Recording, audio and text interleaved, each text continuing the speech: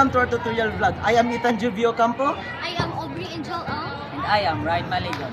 And We are the Group 3 from St. Ferdinand.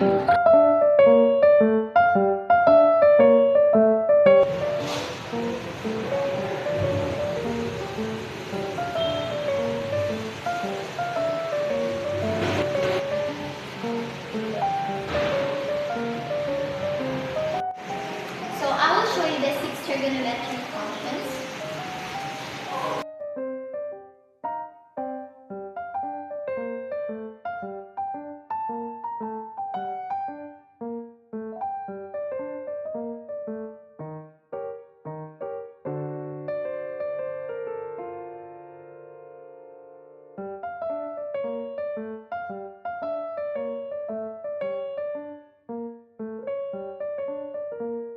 So these are the 6 trigonometric functions.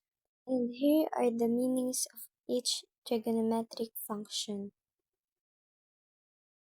After explaining the trigonometric functions, today we will now explain the degrees to radian and radian to degrees. First off, let's see the formula from pi and 180 degrees. This formula is only need for the degrees to radian and radian to degree. Let's now look at the radian to degree. First that we will tackle is the degree to radian. The formula we will be using is over 180 degrees. Pause. So the first example is 180 degrees. So the first thing we will do is times this to the formula from before,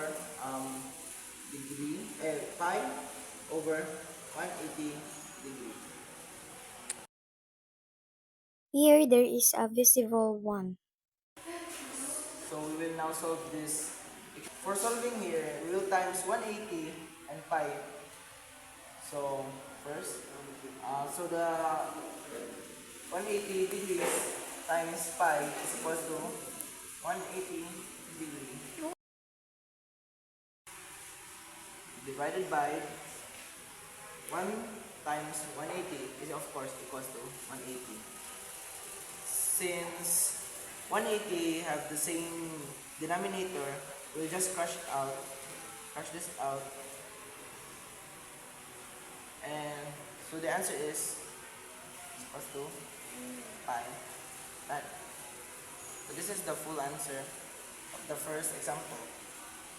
So now I will show you how to convert radians to degrees.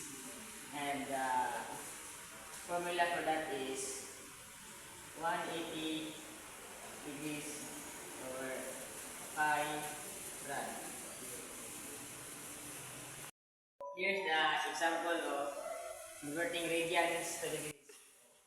First, we will do the multiplying 180 degrees over pi rad. It equals pi rad of times 180 was 180 degrees pi rad over 4 pi rad. Then cancel out, and it equals to the answer of 180 degrees over 4 is equals to 45 degrees.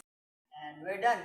We just completed discussing the trigonometric functions and the conversation of degree to radian. Don't forget to like and subscribe, and I hope you enjoyed the video, and I will see you in the next one. Joseph Paul Maria Excelsior!